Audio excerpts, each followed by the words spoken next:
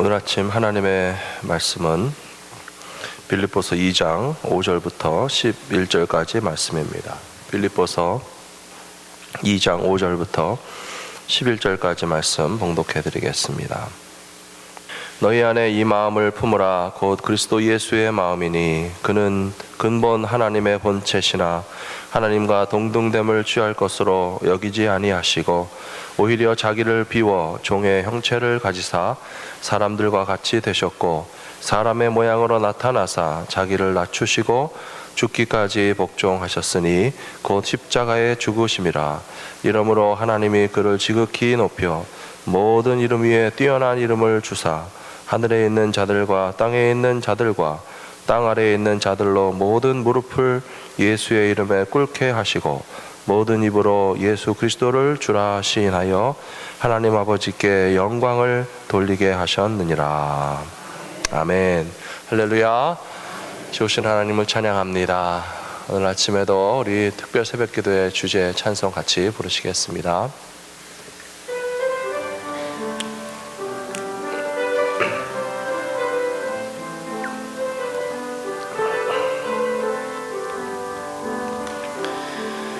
모든 지각에 태어나신 하나님의 평강이 예수 안에서 너의 마음과 너의 생각을 지키리. 아무것도 너는 염려치 말고 오직 기도와 간구로 하나님께 너의 구할 것을 감사함으로 아뢰라. 모든 지각에 태어나신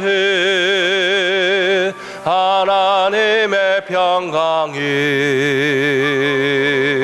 예수 안에서 너의 마음과 너의 생각을 지키리. 아무것도 너는 염려치 말고 오직 기도와 간구로 하나님께 너의 구할 것을 감사함으로 아뢰라. 아무것도 너는 염려치 말고 오직 기도와 간구로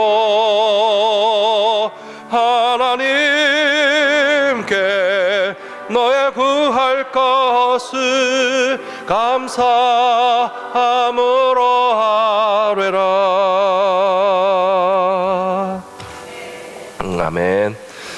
아무것도 염려하지 말고 너희의 구할 것을 감사함으로 아뢰시는 모든 성도님들 되시기를 축복합니다. 신년 특별 새벽기도에 나오시는 우리 성도님들 참 감사합니다. 누구나 나올 수 있지만 아무나 나오는 건 아닙니다.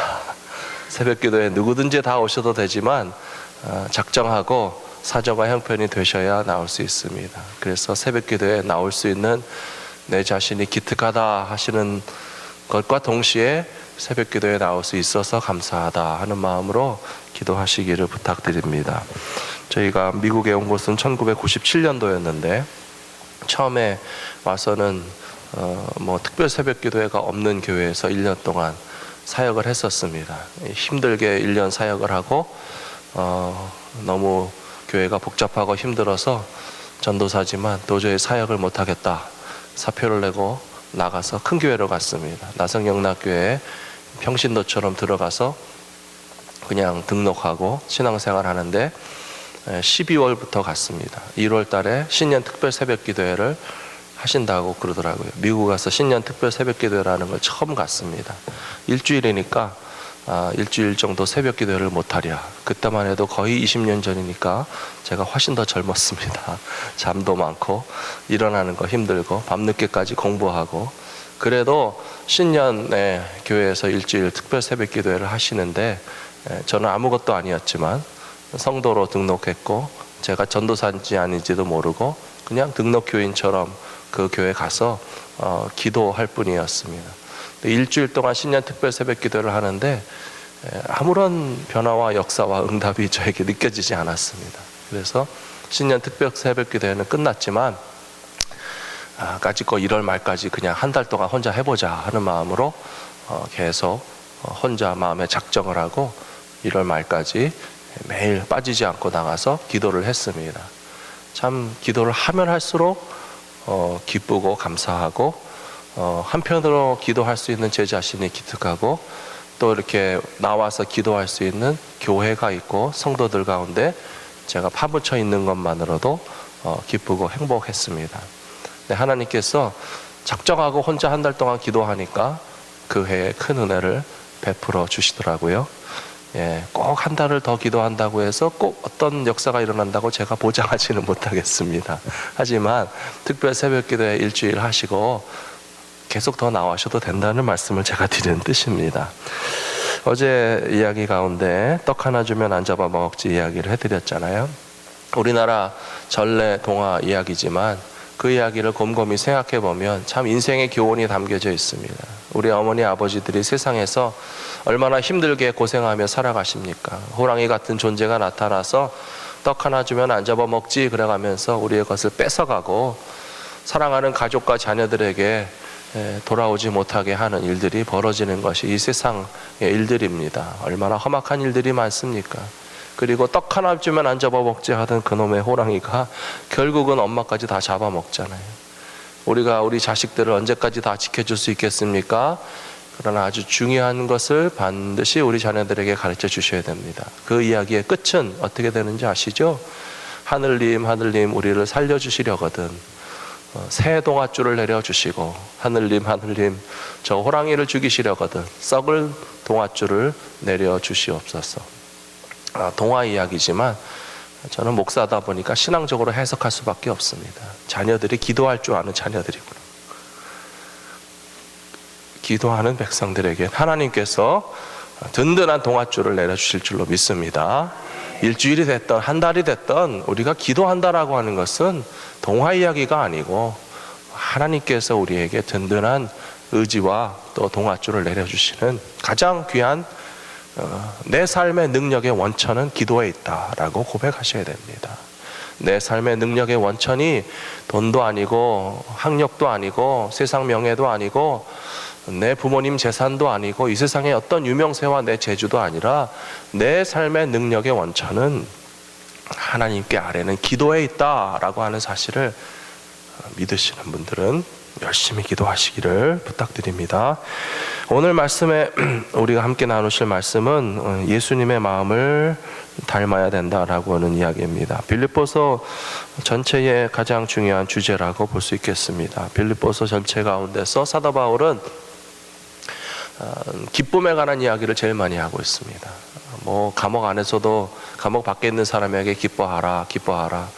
처음에도 보셨지만 성도들을 생각할 때 기쁘고 또 나는 감옥에 갇혀 있어도 복음이 전파되니까 나는 그래도 기쁘고 또 열심히 충성하면서 때로는 다툼과 분쟁도 있었지만 화해하는 성도들을 보니까 기쁘고 또 이제 2장 밑에 내려가서 보시면 빌립보 교회를 그렇게 생각해주는 디모데와 같은 사람이 있으니 기쁘고 빌립보 교회에서 파송받아서 감옥에 갇힌 바울을 위해서 찾아와서 봉사해주는 에바브로디도가 있어서 기쁘고 빌립보서는 짧은 4장의 그런 편지입니다. 처음부터 끝까지 보시면 이래서 기쁘고 저래서 기쁘고 또 우리에게 기뻐하라 기뻐하라 맨 기쁨에 관한 이야기가 나와 있습니다.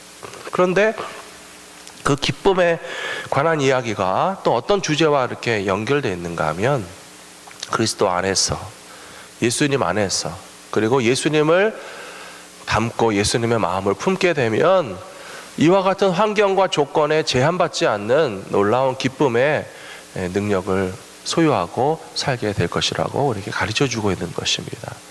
그래서 이번 특별 새벽기도의 주제를 환난 중에도 기뻐하는 법, 그것을 배우는 것이 이번 특별 새벽기도의 주제입니다. 하루하루 한 가지라도 더 우리 마음 가운데 배우시고 기억하기를 원합니다. 환난 중에도 어떻게 기뻐할 수 있습니까? 아픈데도 어떻게 기뻐할 수 있습니까? 문제가 해결되지 않는데도 어떻게 기뻐할 수 있습니까? 우리 환경과 조건이 전혀 내 뜻대로 움직여지지 않는데도 불구하고 어떻게 우리의 기쁨을 빼앗기지 않을 수가 있겠습니까? 그리스도 예수의 마음을 품은 사람들에게는 주님이 주시는 위로와 기쁨이 끊임없이 솟아나게 되는 것이라고 믿습니다. 첫 번째로 예수님의 마음이라고 하는 것은 6절과 7절에 보시면 그는 근본 하나님의 본체시나 하나님과 동등됨을 취할 것으로 여기지 아니하시고 오히려 자기를 비워 종의 형체를 가지사 사람들과 같이 되셨다라고 말하고 있습니다. 예수님의 마음을 가진 사람들은 높은 데서 낮은 데로 내려가서 섬기는 기쁨을 누리시게 될 줄로 믿습니다. 이 세상의 질서와 전혀 다른 것이지만, 이 세상의 사람들이 흘러가는 흐름의 방향과 전혀 다른 것이지만, 우리가 세상 사람들이 가는 길로만 따라가서는 주님이 주시는 참된 기쁨을 누릴 수 없습니다. 때때로 우리는 세상의 어떤 흐름을 완전히 무시하지는 못합니다. 학생들이 열심히 공부해서 더 실력이 늘어나야지 실력이 줄어들면 안 됩니다. 비즈니스 하시는 분들은 사업이 성장하고 매출이 늘어야 옳지 사업이 점점 오그라들어서 그 사업을 실패하시면 안 됩니다. 학생들은 공부에 성공하시고 사업하시는 분들은 사업에 성공하십시오. 그리고 교회 안에서도 우리의 신앙이 성장하고 오랫동안 신앙생활 하다 보면 직분을 받고 또 여러 가지 그 직분 가운데서도 더 크고 중요한 직분을 받으시는 분들이 분명히 있습니다. 그런 것들이 필요 없다라고 하는 뜻이 아닙니다. 사도 바울도 분명히 말하기를 감독의 직분을 사모하는 자는 참 좋은 것이다. 교회에서 감독이 되기를, 때때로 교회 안에서 장로님 되고 싶어 한다라고 하는 말을 부정적으로 생각하는 분들도 있습니다. 그렇지 않습니다. 장로님 되기를 사모하십시오. 아니면 권사님 되기를 사모하십시오. 물론 그만한 준비가 되지 않았기 때문에 나는 아직 아닙니다 라고 하는 분들은 솔직하고 진실하신 분들이시지만 나는 평생 장로님 될 생각도 없고 권사님 될 생각도 없다. 그게 잘하는 거 아닙니다. 신앙생활을 오래 하셨으면 장로님 되시기를 사모하고 장로님다운 장로님 되기를 준비하셔야 됩니다. 신앙생활 오래 하셨으면 권사님 되기를 준비하고 권사님 되실 자격을 갖추고 계셔서 장로님이 되시기를, 권사님이 되시기를 사모하시는 건 좋은 겁니다. 학생이 공부를 잘하는 게 좋은 것이고 직장에는 사업을 잘하는 것이 좋은 것이고 교회에서는 신앙생활 잘하고 칭찬받고 인정받아서 직분 받으시는 것이 좋은 것인데, 그러나 거기에 목적은 예수님처럼 섬기기 위한 데 있다라고 하는 사실을 기억하시라는 것입니다. 공부해서 남주냐? 맞습니다. 공부해서 남주라는 것이에요. 공부 잘하셔서 남에게 유익한 일을 하십시오. 사업해서 남주냐? 사업해서 남에게 좀 줄 게 있도록 성공하시기를 바랍니다. 신앙생활을 잘하셔서 직분 받으시기 바랍니다. 직분 받고 인정받고 교회 안에서 잘 섬길 수 있는 능력이 인정받게 되었을 때 그런 분들이 겸손히 섬기는 교회는 주님이 기뻐하시는 교회가 될 줄로 믿습니다. 그러므로 예수님의 마음처럼, 예수님은 본질상 하나님과 동등되신 분이신데 성탄절에 우리가 이미 듣고 보았던 것처럼 가장 낮은 인간, 세상에 인간의 육체를 입으시고 내려오셨습니다. 세상의 모든 사람들이 예수 그리스도 앞에 무릎을 꿇고 감동을 받을 수밖에 없는 이유가 있다면 가장 높은 분이 가장 낮은 데 내려오셨기 때문에 그렇습니다. 우리들이 세상에서 높아지기를 추구하는 것은 다른 사람들과 더불어 그냥 그 물결에 휩쓸려 가기 위해서 높아지려는 것이 아니고 우리의 한계도 또한 인정하셔야 됩니다. 너무 공부할 소질이 없는 자녀에게 공부만 잘하고 쥐어 짜시는 것도 좋은 일은 아닙니다. 네가 할 수 있는 데까지 최선을 다해서 공부를 해라. 사업에도 소질과 능력이 없는데 아무나 다 큰 기업을 이루시는 것은 아닙니다. 우리의 능력 범위 안에서, 우리에게 주신 하나님의 기회 안에서 각자에게 주신 분량의 달성을 성실하게 다하였으면 1달란트 주시는 분도 있고 2달란트 주시는 분도 있고 5달란트 주시는 분도 있잖아요. 자기에게 주신 달란트에 갑절로 남기시면 됩니다. 근데 그 남긴 열매를 무엇을 위해서 쓸 것인가? 섬기는 일을 위하여서, 베푸는 일을 위해서 쓸 수 있는 것이 예수님의 마음을 담는 사람의 모습일 것이라고 믿습니다. 두 번째로 예수님의 마음은 순종과 복종입니다. 예수님께서 죽기까지 복종하셨으니 곧 십자가에 죽으심이라 이렇게 되어 있습니다.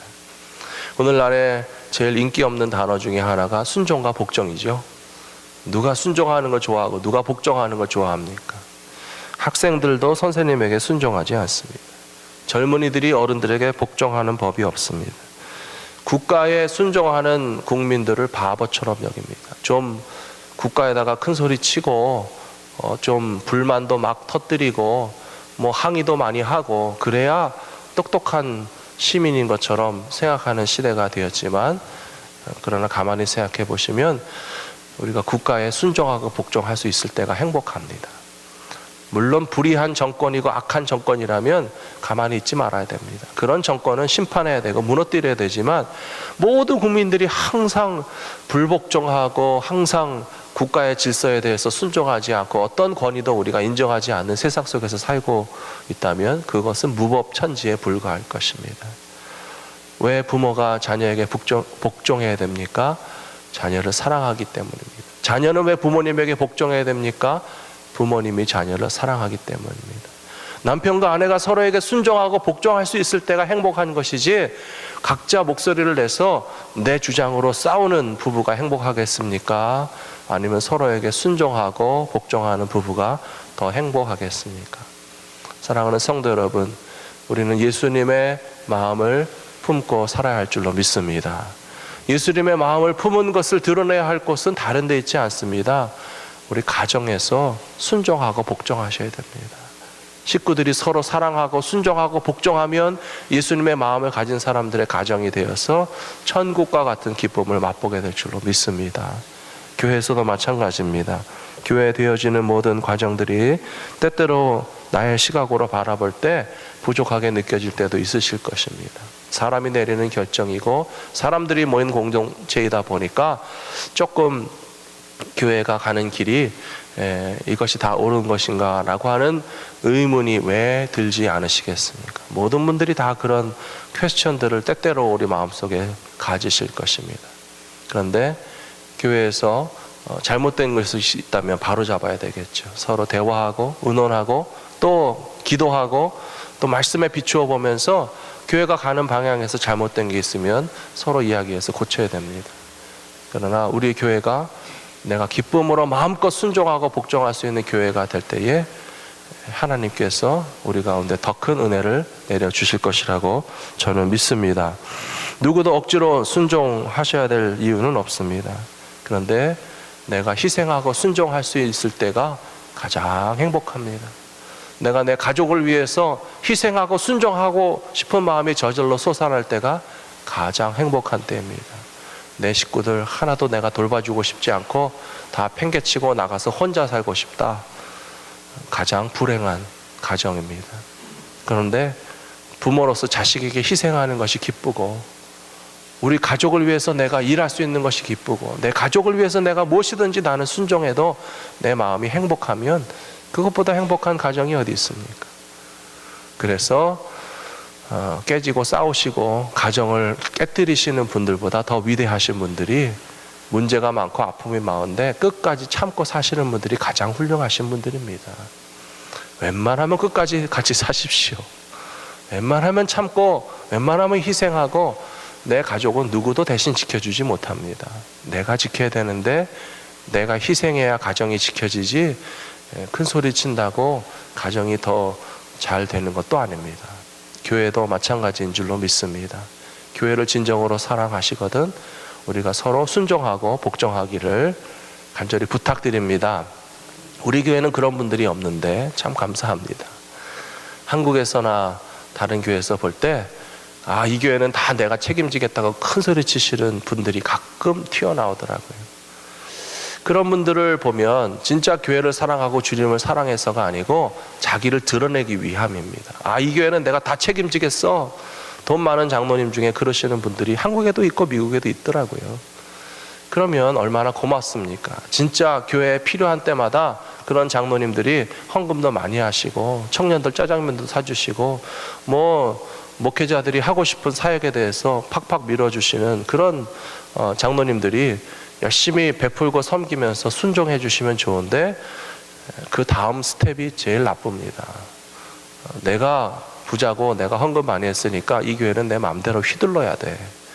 아무 소용없습니다. 사랑하는 성도 여러분, 순종과 복종만이 하나님의 뜻을 이루게 될 줄로 믿습니다.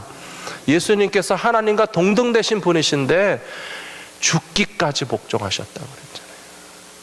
저도 이 말씀을 읽으면서 죽기까지 복종하는 목사가 될 수 있나라고 하는 것을 스스로 돌아봅니다.